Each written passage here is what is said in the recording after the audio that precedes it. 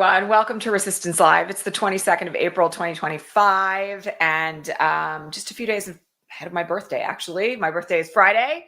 Nice to see you all here, and we have, as usual, an enormous amount of things to talk about today, not the least of which is a very scary proposal from the new head of Health and Human Services, RFK Jr., who we all know is not the sanest individual on the planet, but nonetheless, if we didn't talk about this, we'd be missing something very significant because it is, let's see, the way they say that history doesn't repeat, but it rhymes. This is one of those moments. And it's something that we all should be actually quite loud about because it's an indicator of really horrible things to come. First things first, today for our visually challenged viewers, I'm wearing a white short sleeve black short sleeve blouse. I am a pink skinned, green eyed, dirty blonde haired woman. My hair is pulled back. I have my gold shiny hoops in. I'm in front of my bookshelf and my yellow utility cart as always. And I'm coming to you from occupied Muncie, Lenape, and Mohegan Land. Okay, so what is happening in the context of this autism registry is essentially that RFK Jr. is compiling records from across the federal government to study, quote unquote, autism. Now, everybody who has followed RFK Jr. for any window of time knows that he has all these really crackpot theories about autism.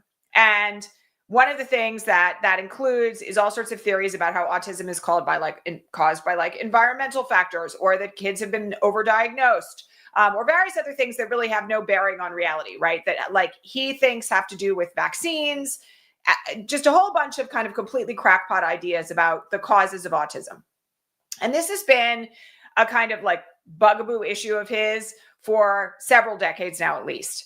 I just want to point out, because I feel like it's very important to say this, that there is nothing wrong with neurodivergence, right? One of the things that is so disturbing to me about the way in which this is being discussed in the mainstream media is that some mainstream media sort of swallowed wholesale the idea that that there's something wrong with being autistic. And you can't have the views or share the views that RFK Jr. has without adopting a worldview that says, it's better for my kid to die of a vaccinatable disease than to be autistic, right? To me, that is so profoundly bone deep offensive that it's hard to even dignify it with a response. And so, I just want everybody here to know, because we have a lot of viewers in the audience who are autistic or have autistic children or have ADHD or other forms of neurodivergence, that, you are loved and welcomed here and honored, right? That nothing that is being discussed here is at all moral or reasonable from the context of what RFK Jr. is trying to promote or state. The reason why it's so important that we talk about this idea of a registry, though, is because it smacks of what the Third Reich did in relation to disabled people, where there were registries of various folks on the basis of various identities, including their ability status. And let's not forget that there was medical experimentation by the Nazis on people who were deemed disabled or otherwise unworthy. So when we're talking about a government-run autism registry, we have to put it in the context of the fact that what we're dealing with RFK Jr., and I just want to call this out, is eugenics. He has been kind of not at all behind the curtain on this. And, when you start setting up registries of people who are deemed other, one of the things that leads to under authoritarian and far-right states is attempts to exterminate the other. And I'm using that language specifically because that is the language that was used by the Nazis. So one of the things that we have to be very conscious of here is that this is not a unique situation, although it is something that should be raising 5-alarm level bells in everybody's brain, right?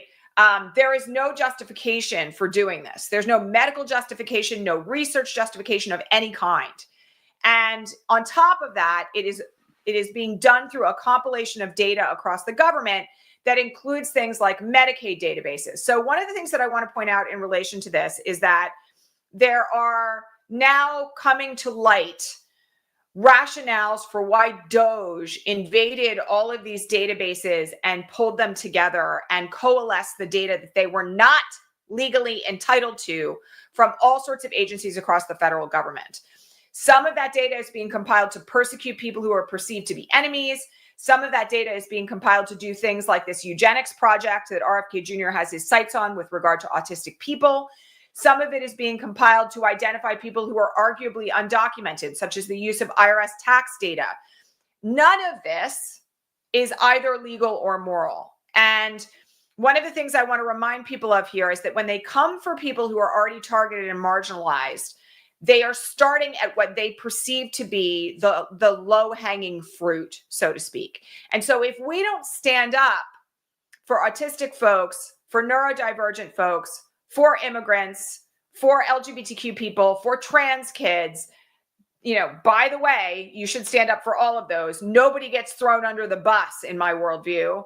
The next thing that's going to happen is they're going to come for other folks as well. And there's a lot of discussion happening about like the trajectory of this right now and the ways in which, for instance, they're testing the waters with who they are choosing to quote unquote deport. I always have to put that in quotes now because it's really extraordinary rendition when you are sending people to third-party detention facilities in countries that are not their countries of origin.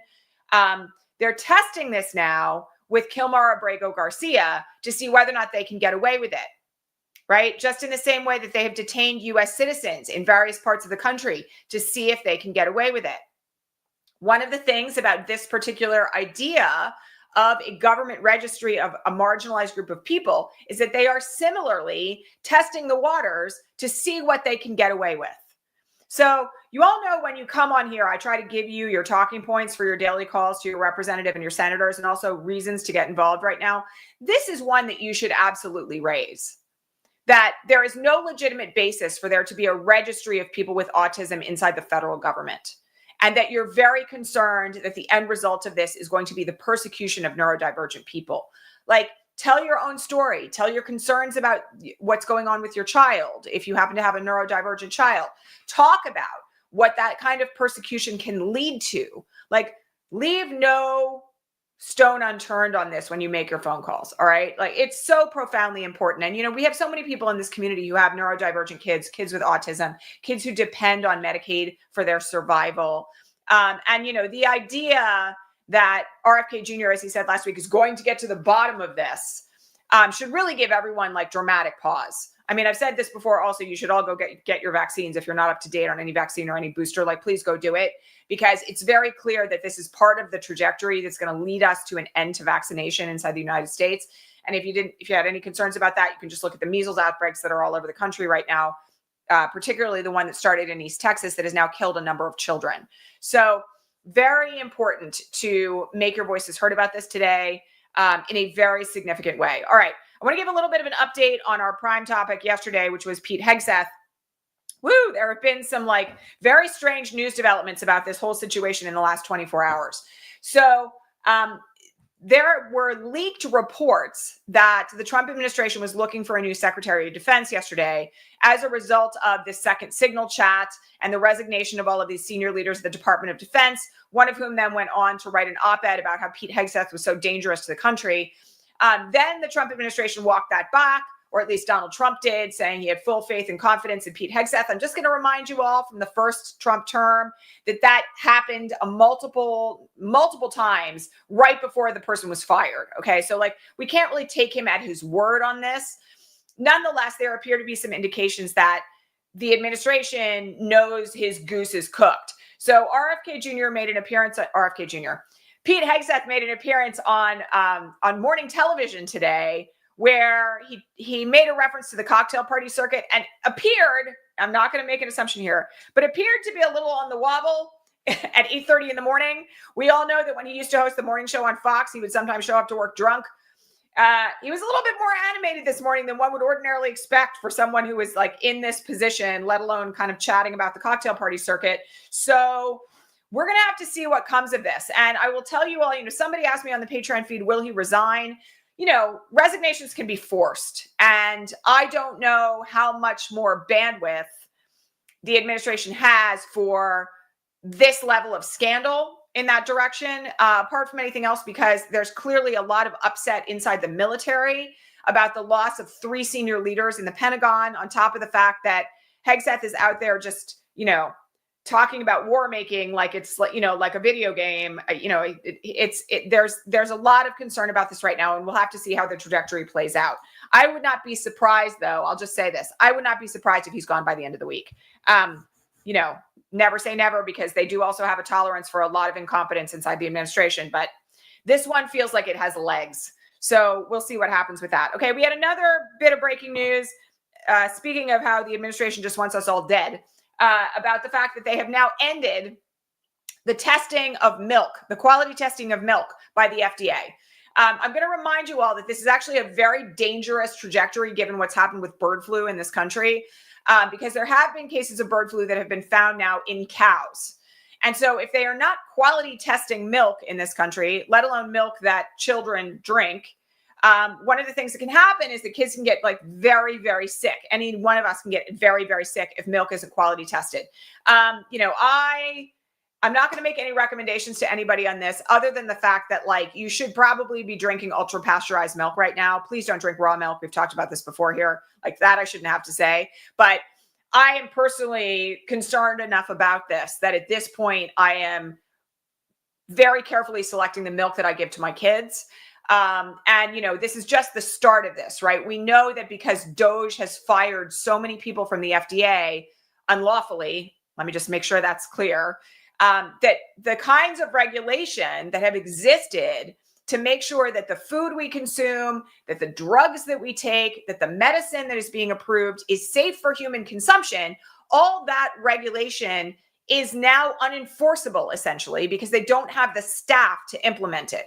So, again, I just have to point out there's lots of reasons to be concerned about this right now. And, just please be careful. I mean, I don't actually drink milk anymore myself, but, if you have kids or you have people in your family who drink milk, this is something that you really do need to be aware of. Okay. Somebody asked me a question. Actually, before we get to that, let's talk about what's happening in court with regard to student visas. So many of you know that one of the things that ICE has undertaken in recent weeks is it has just randomly canceled student visas out of nowhere. And in some instances hasn't even notified the individuals studying here on student visas that their student visas have been terminated and then arrested them at their places of employment or at their universities to deport them out of the country. Yesterday, there was a court hearing involving 4 students at Case Western University in Ohio who had their student visas revoked or thought they had. And I read parts of the transcript of this late last night, and I just have to tell you that this situation is about as snafu'd as you could really imagine. You couldn't write it any worse. So the judge in the case is asking the lawyers for the Trump's DOJ, are these student visas revoked? Well, I'm not really sure. Does that mean that these students have to leave the country? I can't answer that. So are the visas still in place so that they can stay in the country? Can't answer that either. Are they going to be rounded up and deported? Have no information on that. And, the judge, if you read the transcript throughout this, the judge says that it's Kafka-esque, meaning like after the writer of various surrealist plays and essays, Franz Kafka. And, one of the things about this is that if you cannot identify your immigration status, then you don't know whether or not you're in violation of the law, right? And of course, like none of these students at Case Western or anywhere else want to end up in an El Salvadoran gulag, but the administration won't give them accurate information about whether they're here legally or not. So one of the things that I wanted to just put on the table here, because I want people to understand how this is being manipulated, is that one of the things that has happened when student visas have been revoked and they haven't notified people is that there has been this public statement about like, we don't want to end the element of surprise, meaning that they actually want to terrorize people by rounding them up and deporting them rather than allowing people to make a decision that says, I don't have a student visa anymore, I'm leaving, right? Which fundamentally every person has a right not only to due process, but to make a decision about where they're going to live in light of a visa being revoked. People may decide they want to return to their home countries because they don't want to be subject to detention, torture, or extraordinary rendition to a concentration camp. And because the administration is doing it this way, people don't have the ability to do that. So the point I wanted to make about all of this is that it's all by design. And this is something that is really clear here. Like, they want people terrorized. They want people afraid. They want people who are worried about whether or not their visa status is now legit or not to leave. But the impact of this to American culture, to the development of science, to various forms of research that are undertaken cannot be overstated. In fact, they revoked a student visa of a woman who was in the process of mapping out cancer cells in a way that would have changed cancer diagnosis forever at Harvard. They stopped her. She's now in a detention facility in Louisiana, the same one that Mahmoud Khalil is being held in. And so, one of the things about this is that there is an actual really destructive human cost to what they're doing. And there's also a cost to all the fields in which so many of these people who were here on student visas were contributing their knowledge and their research and their work.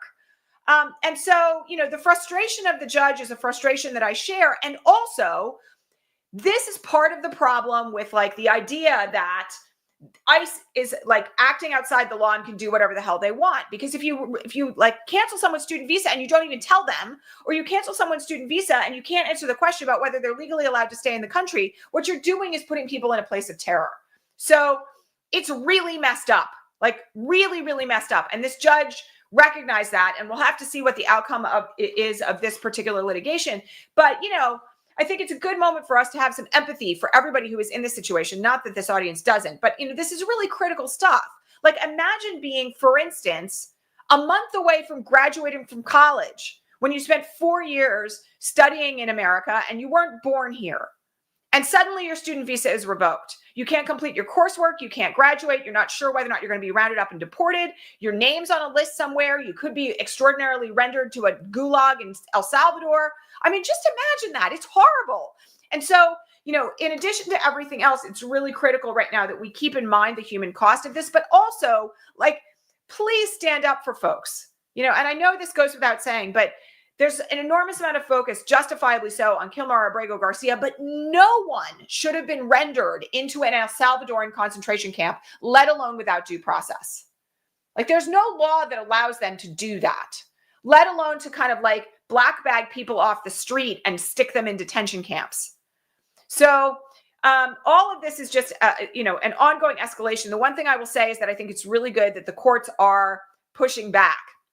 And pushing back hard. There's a growing lack of tolerance for the way in which the Trump DOJ is operating in these court hearings. And, I also want to point out that this is fabricated, because clearly what's happening is that ICE and Stephen Miller and people inside the Trump administration have an entire plan. They understand how all of this is working. They know where the planes went. They know who's being held everywhere else. And they are purposefully, intentionally not giving that information to DOJ lawyers, so that when the DOJ lawyers walk into court, they can say, I don't know. That in and of itself is evasion. It is in fact contempt of court, in my opinion. There are cases that are going to be argued about that without question. But at this stage of the game, my concern is making sure that we actually have court-issued preliminary injunctions that will stop this sort of thing. And fortunately enough, all of that continues. So that's the state of affairs on student visas, and it's not good, obviously. Speaking of universities, Harvard sued Trump yesterday. They sued him, the administration, for the threat of the removal of federal funds. Now, those of you who have been following along know that Harvard refused, unlike Columbia, refused the Trump administration's demand to overhaul their curriculum and all the ways in which they do business and everything having to do with DEI and, various forms of education, all of this in violation of academic freedom and freedom of speech. They made a series of demands of Harvard last week, and Harvard was like, I was very happy about this. Now Harvard has taken it a step further and has proactively sued the Trump administration, claiming that the threat to remove federal funds is unconstitutional. We're going to have to see how this all plays out, but I just want to point out that it is very important that what we do when we see things going well is that we amplify those things and not just all the terrible, horrible, shitty things that are going down at the same time. Because one of the things that is happening right now in mainstream media is that we're getting a constant barrage of horrible, bad news about what this regime is doing, and not as much amplification of fighting back, movements, right? Things that people are doing. We had 4 U.S. Congress people in El Salvador yesterday. We talked about this on the broadcast, fighting for, again, the return of Kilmar Abrego Garcia. So these things are happening. It's great that Chris Van Hollen got all of his media coverage, which was well-deserved, but it's also critically important that we see progress as a part of the story of what keeps people involved. And so please don't hesitate to amplify the good, all right? Like, this is good. Harvard suing the Trump administration is good. Harvard standing up to the Trump administration is really good. And the work that's being done by the Congress people who care, who, by the way, Chris Comer refused to reimburse for this trip to El Salvador, that work needs to be amplified also. Just like every protest matters, every mobilization matters. These things need to be leaned into. And, you know, I just want to encourage all of you, by the way, to remember that it is much easier to get people involved and mobilized when you start from a place of like, here's all the good that's happening. Here's all the positive things that are going down. Here are the things you don't know about that are happening to move the needle in a good direction. It's much easier to get people involved from that perspective than from like, everything sucks, we're going down the toilet. Okay. So again, keep the good stuff in mind. All right. Somebody asked me a question about whether or not Trump cares about his low approval ratings. Well, you know, I don't know. This is kind of like not the most relevant topic to me, because I'll just tell you this. Either he's going to be done in 4 years, or through an act of God, he'll be gone before that, or he'll be impeached and removed, which as I said yesterday, I think is like more likely than it was 3 months ago, but still not very likely at all. And, you know, one way or another, this is probably the end of his reign. Okay. I know that everybody gets very up in arms when he talks about how he deserves a third term. And yes, they floated trial balloons about all this, but I'm just going to remind you all of something else. The man is not young. And we don't really have any idea where we're going to be in 4 years, but the Constitution says 2 terms are it. And, you know, one of the things that I want people to keep in mind here is that that makes him essentially a lame duck president. There was a lot of discussion about this when he won the election in November, right? He's not somebody who's like in it for the long game. There is a flip side of this, which is that the far right wing has at least signaled that they think they're going to be in power forever. And, you know, that's definitely something to be concerned about in terms of the long term here. But do I think he really cares right now that his approval ratings are in the toilet? No, not in the same way that he did in the first administration when he was going to like run for re-election. And so the other thing I'm just going to say here is, like, we had this weird situation happen last week when I was away, which we haven't talked about here yet, which is where a new head of the IRS was nominated apparently by Elon Musk, and Trump didn't know about it. So the other thing that I want people to be aware of here is it's very clear that there's a whole segment of government. We talked about this when the first Signal chat from Pete Hegseth leaked, where Stephen Miller jumped in and said, well, what I heard the president say was that we were good to bomb Yemen. There are whole aspects of the executive branch right now that are functioning outside of Trump's knowledge, in my opinion. And we have a fair amount of evidence of that on a daily basis. So, you know, he may not even know what his approval ratings are legitimately. You know, he may not have any idea. And also, you know, it's very clear that he's not actually as engaged as he was even in the first term, which wasn't much because he was golfing every weekend. So I'm not sure his low approval ratings matter to him anymore at this point. And I certainly don't think that there is any chance that low approval ratings are going to cause him to change his behavior, other than, for instance, the following. When the stock market tanked 2 weeks ago, I mean, it tanked yesterday also, but when it tanked 2 weeks ago and the bond rates were going sky high, everybody remember this? And there was this concern that we were tipping immediately into another Great Depression if he didn't roll back the tariffs, and all of the blame for that was being targeted on him. He suddenly changed his mind in the middle of an afternoon. So there's clearly still some element of like narcissistic injury that he's worried about. But do I think that the kind of like day in, day out approval ratings are something that he really cares about? No, I don't, frankly. All right. I was asked to do a quick review on the Patreon feed about the immunity decision from the Supreme Court. This has been kind of like a pet peeve of mine. And those of you who have been watching for a while know this, because there's so much misinterpretation of what that opinion says. So let me just be really clear about it, okay? The Supreme Court did not say the president can commit any crime he wants and never be prosecuted for it. That's false. Anybody who's out there saying he was given a free pass is literally like talking out of their ass, okay? That's not what it said. What it said was that any actions that are taken within the scope of his presidential authority while he is in office cannot be prosecuted.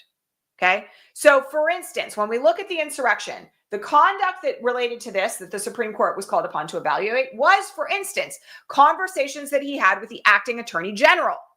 Obviously, it is within the purview of the President of the United States to have conversations with the person at the top of the Department of Justice.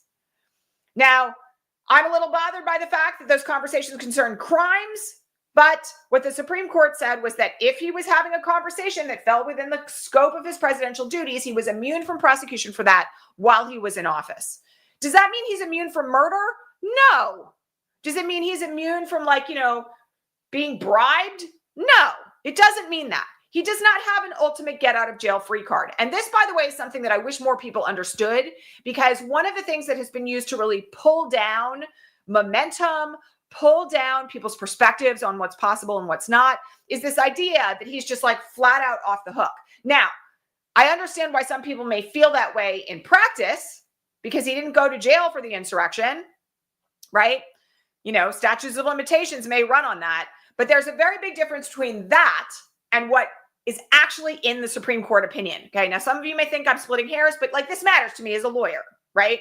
There's very big difference. There's a very big difference between those two things, okay? So just know this, if it were found, for instance, that Trump was taking bribes in the form of donations to his inaugural fund that he was going to use for his own personal purposes. I'm going to remind you that the first inaugural fund was subject to a lot of investigation.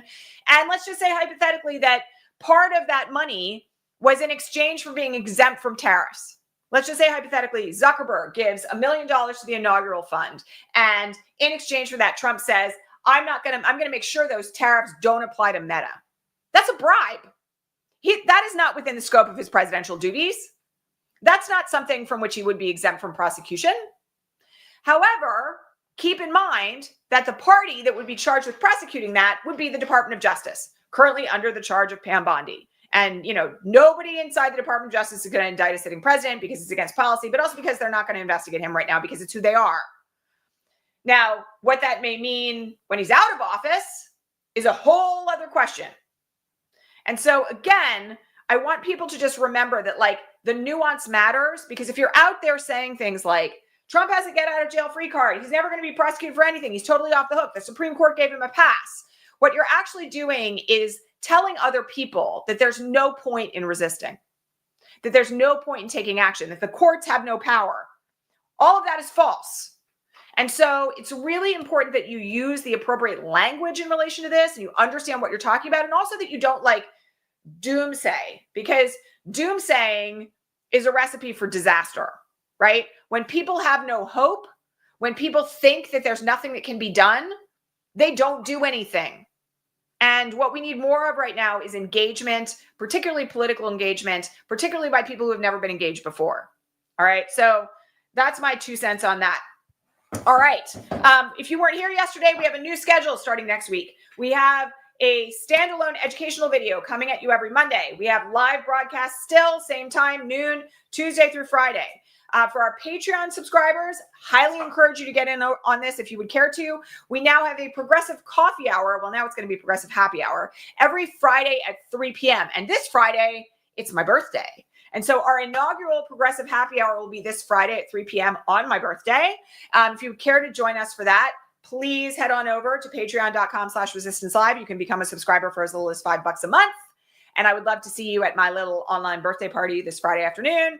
And also remember to like this broadcast and subscribe here. And one other thing that I just want to mention. Many of you know that back in January, we started this thing called the Ripple Effect Institute, which is really designed to take high-performing leaders, people who have already led others in corporate or in nonprofit or in organizing, from a place of not knowing how to use their talents and their skills to make a big impact right now, to really being calm, collected, purpose-driven. We have had an extraordinary number of people join us in that already, really incredible community of folks, all of whom are aligned with the same progressive values. And we are now opening up the opportunity to join us in that again. And in order to do that, you have to apply for a strategy call. I am actually right now, if I can find it, I am going to drop the link for the strategy call application into our chat here. And if that's you, you should apply. And you can talk to me personally about this if your application is accepted. And I'll tell you all about the Ripple Effect Institute and what it means, and also give you some advice on the work that you're doing for yourself. So if any of that is appealing to you, please head on over and fill out the application. And I will make sure that it is dropped also into the comments here. And don't forget to drop me a comment as well, because it tells the algorithm that you like what we're doing here. All right, everybody, I will see you back here live tomorrow. Thank you, as always, for all of your good work. So many of you are doing things like every single day right now. And to make a difference, to move the needle, to organize, to mobilize, take care of your neighbors, all of it matters. I'm really grateful for all of you. And I will catch you here live tomorrow. All right, take care, everybody. Bye.